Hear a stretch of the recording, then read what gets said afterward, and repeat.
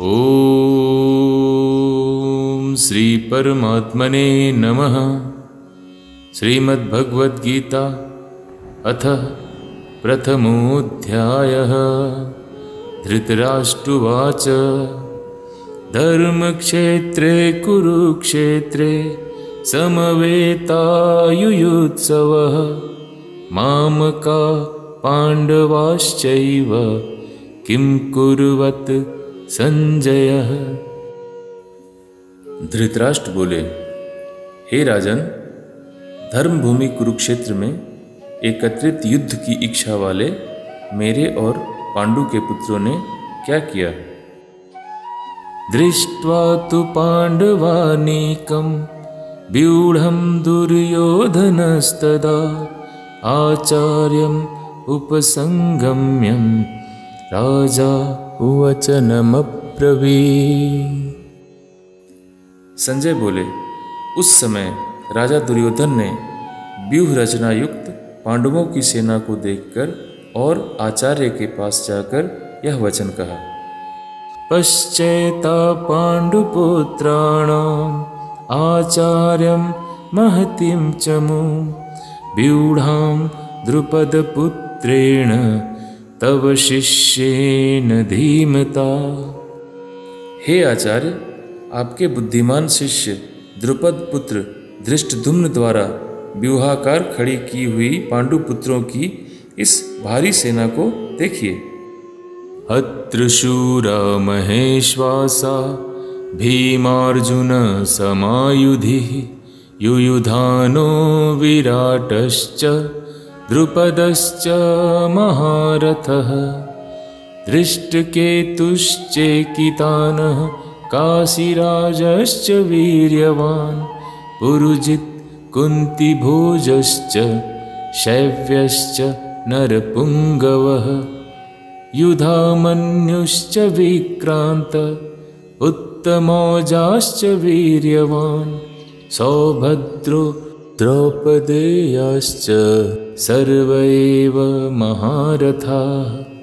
इस सेना में बड़े बड़े धनुषों वाले तथा युद्ध में भीम और अर्जुन के समान शूरवीर सात्विकी और विराट तथा महारथी राजा द्रुपद, धृष्टकेतु और चेकितान तथा बलवान काशीराज, पुरुजित, कुंतीभोज और मनुष्यों में श्रेष्ठ सैव्य, पराक्रमी युधामन्यु तथा बलवान उत्तमौजा, सुभद्रा पुत्र अभिमन्यु तथा द्रौपदी के पांचों पुत्र, ये सभी महारथी हैं।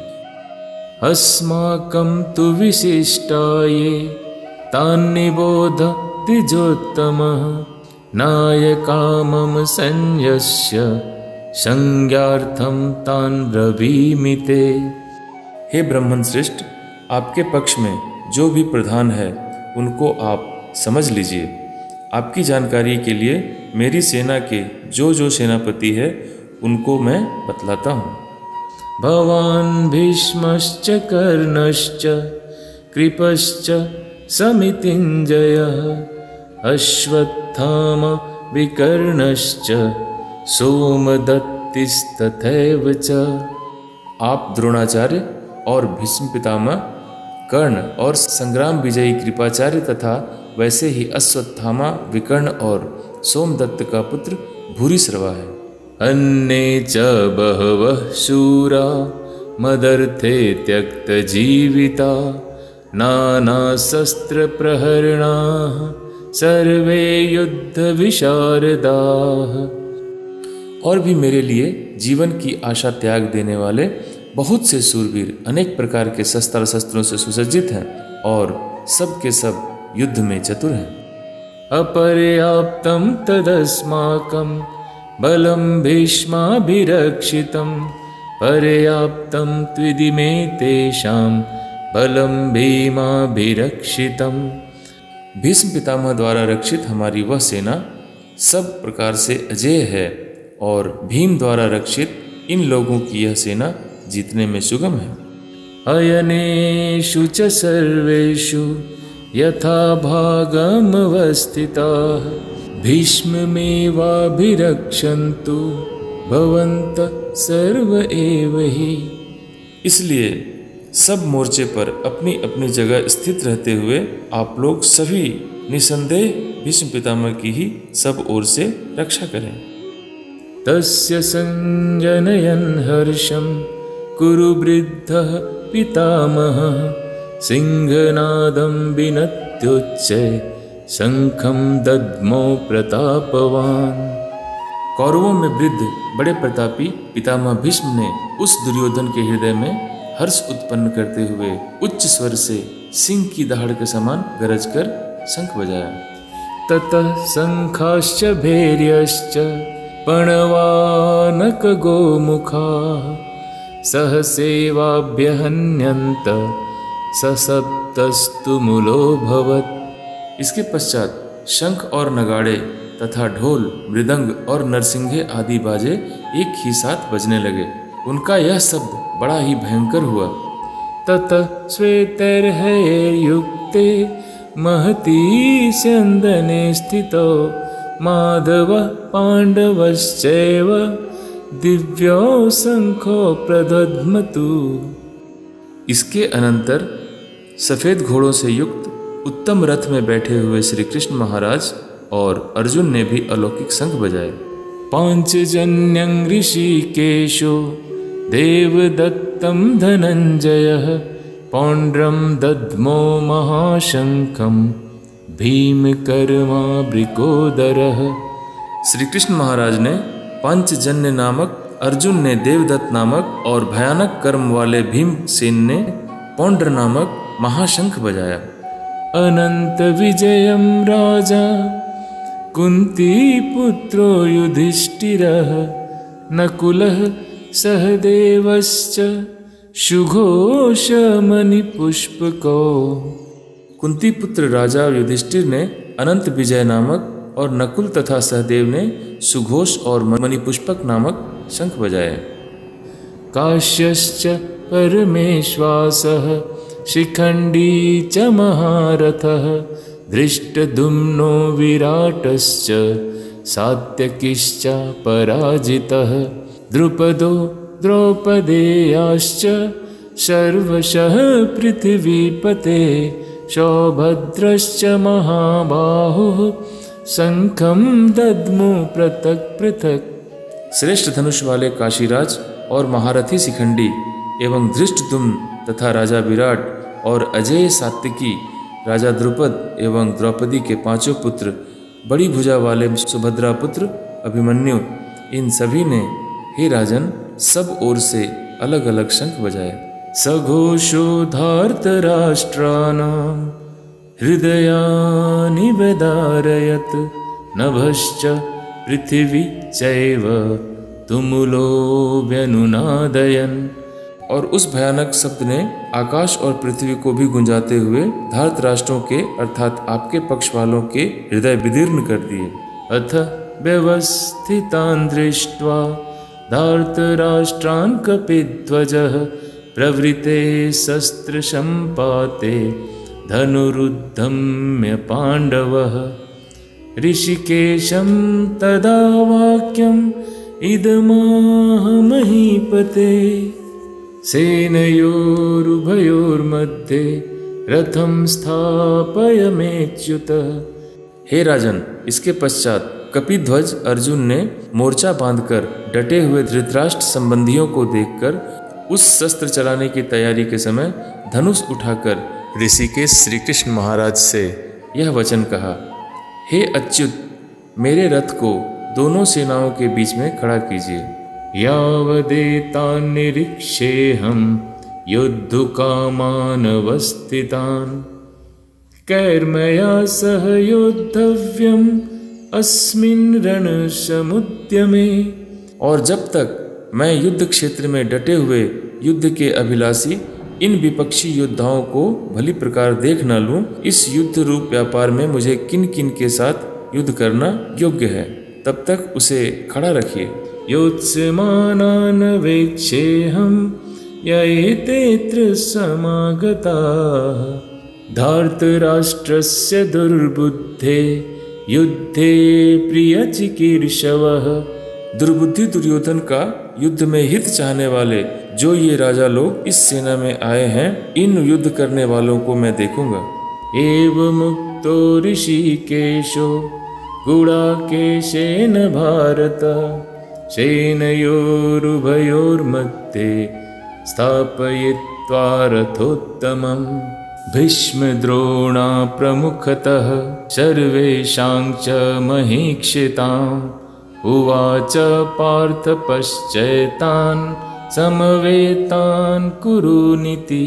संजय बोले, हे धृतराष्ट्र, अर्जुन द्वारा इस प्रकार कहे हुए महाराज श्री कृष्ण ने दोनों सेनाओं के बीच में भीष्म और द्रोणाचार्य के सामने तथा संपूर्ण राजाओं के सामने उत्तम रथ को खड़ा करके इस प्रकार कहा कि हे पार्थ, युद्ध के लिए जुटे हुए इन कौरवों की सेना को देख। तत्र पश्यत् स्थितान् पार्थ पितृनथ पितामहान् आचार्यान् मातुलान् भ्रातॄन् पुत्रान् पौत्रान् सखींस्तथा स्वसुरान् सुहृदश्चैव सेनयोरुभयोरपि। इसके बाद पृथापुत्र अर्जुन ने इन दोनों की सेनाओं में स्थित ताऊ, चाचों, दादों, परदादों को, गुरुओं को, मामाओं को, भाइयों को, पुत्रों को, पौत्रों को तथा मित्रों को, ससुरों को और सुहृदयों को देखा। तान् समीक्षस्य कौन्तेय सर्वान् बन्धूनवस्थितान् कृपया परयाविष्टो विसीदन्निदमब्रवीत्। और उन उपस्थित संपूर्ण बंधुओं को देखकर कुंती पुत्र अर्जुन अत्यंत करुणा से युक्त होकर शोक करते हुए यह वचन बोले। दृष्ट्वेमं स्वजनं कृष्ण युयुत्सं समुपस्थितं शीदन्ति मम गात्राणि मुखं च परिशुष्यति बेपथुश्च शरीरे मे रोमहर्षश्च जायते। अर्जुन बोले, हे कृष्ण, युद्ध क्षेत्र में डटे हुए युद्ध के अभिलाषी इस स्वजन समुदाय को देखकर मेरे अंग शिथिल हुए जा रहे हैं और मुख सूखा जा रहा है तथा मेरे शरीर में कंप और रोमांच उत्पन्न हो रहा है। गांडीवं संसृते हस्त्वात् क्वचैव परिदह्यते न च शक्नोम्यवस्थातुं भ्रमतीव च मे मनः। हाथ से गांडीव धनुष गिर रहा है और त्वचा भी बहुत जल रही है तथा मेरा मन भ्रमित सा हो रहा है, इसलिए मैं खड़ा रहने में भी समर्थ नहीं हूँ। निमित्तानि च पश्यामि विपरीतानि केशवः न च श्रेयोनुपश्यामि हत्वा स्वजनमाहवे। हे केशव, मैं लक्षणों को भी विपरीत ही देख रहा हूँ तथा युद्ध में स्वजन समुदाय को मारकर कल्याण भी नहीं देखता। न कांक्षे विजयं कृष्ण न च राज्यं सुखानि च किं नो राजेन गोविंद किं भोगैर्जीवितेन वा। हे कृष्ण, मैं न तो विजय चाहता हूँ और न राज्य तथा सुखों को ही। हे गोविंद, हमें ऐसे राज्य से क्या प्रयोजन है अथवा ऐसे भोगों से और जीवन से ही क्या लाभ है। येषामर्थे कांक्षितं नो राज्यं भोगान् सुखानि च त इमेव स्थितां युद्धे प्राणांस्तत्वा धनानि च। हमें इसके लिए राज्य, भोग और सुखादि अभिष्ट है। ये सब धन और जीविका की आशा को त्याग कर युद्ध में खड़े हैं। आचार्यः पितरः पुत्रा तथैव च पितामहः मातुलाः स्वसुराः पौत्रा शाला संबंधिनस्तथा। गुरुजन, ताऊ, चाचे, लड़के और उसी प्रकार दादे, मामे, ससुर, पौत्र, शाले तथा और भी संबंधी लोग हैं। एतान् हन्तुमिच्छामि ध्यनतोऽपि मधुसूदन अपि त्रैलोक्यराज्यस्य हेतो किं नो महि कृते।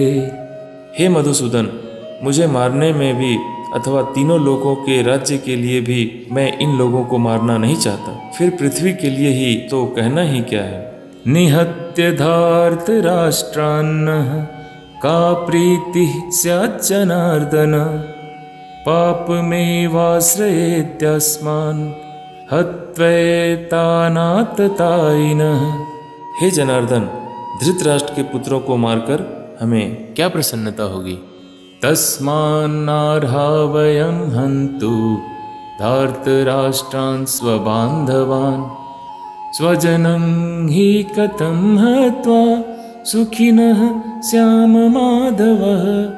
अतएव हे माधव, अपने ही बांधव धृतराष्ट्र के पुत्रों को मारने के लिए हम योग्य नहीं हैं, क्योंकि अपने ही कुटुंब को मारकर हम कैसे सुखी होंगे।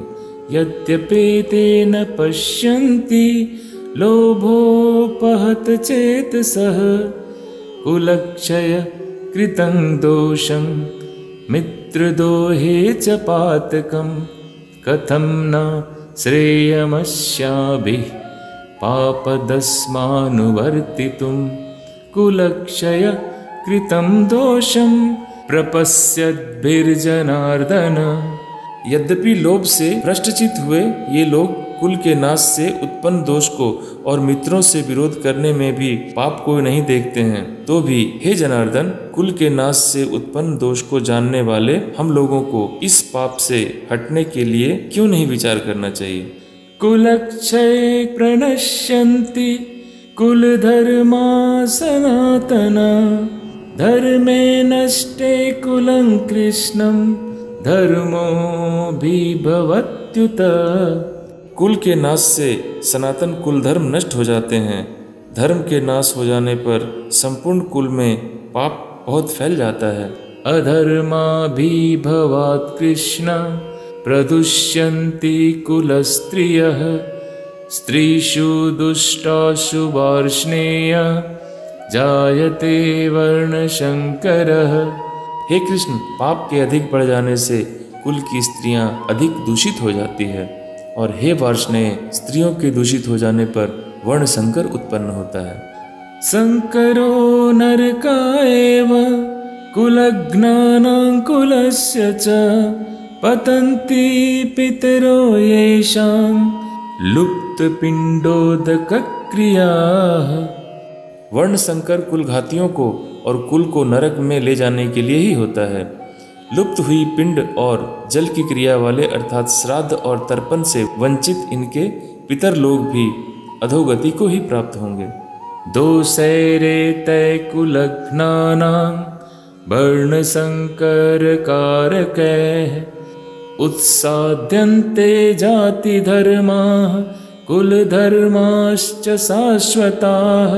इन वर्ण संकर कारक दोष से कुल घातियों के सनातन कुल धर्म और जाति धर्म नष्ट हो जाते हैं। उत्सन्न कुल धर्माणां मनुष्याणां जनार्दन नरके नियतं वासो भवतीत्यनुशुश्रुम। हे जनार्दन, जिनका कुल धर्म नष्ट हो गया है, ऐसे मनुष्यों का अनिश्चित काल तक नरक में वास होता है, ऐसा हम सुनते आए हैं।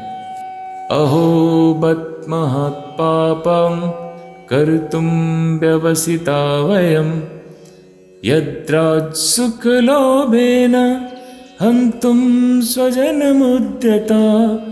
हा शोक, हम लोग बुद्धिमान होकर भी महान पाप करने को तैयार हो गए हैं और राज्य और सुख के लोभ से स्वजनों को मारने के लिए उद्यत हो गए हैं। यदि मां प्रतिकारं शस्त्रं शस्त्रपाणयः धार्तराष्ट्रारणे हन्युं तन्मे क्षेमतरं भवेत्। यदि मुझ शस्त्र रहित एवं सामना न करने वालों को शस्त्र हाथ में लिए हुए धृतराष्ट्र के पुत्र रन में मार डालें, तो वह मरना भी मेरे लिए अधिक कल्याणकारक होगा। एवमुक्त्वार्जुनः सांख्ये रथोपस्थ उपाविशत् विसृज्य ससरं चापं शोक संविघ्नमानसः। संजय बोले, रणभूमि में शोक से उद्विग्न मन वाले अर्जुन इस प्रकार कहकर वाण सहित धनुष को त्याग कर रथ के पिछले भाग में बैठ गए। ओम तत्सदिति श्रीमद्भगवद्गीता सूपनिषत्सु ब्रह्म विद्यायां योगशास्त्रे श्रीकृष्णार्जुन संवादे अर्जुन विषाद योगो नाम प्रथमोऽध्यायः।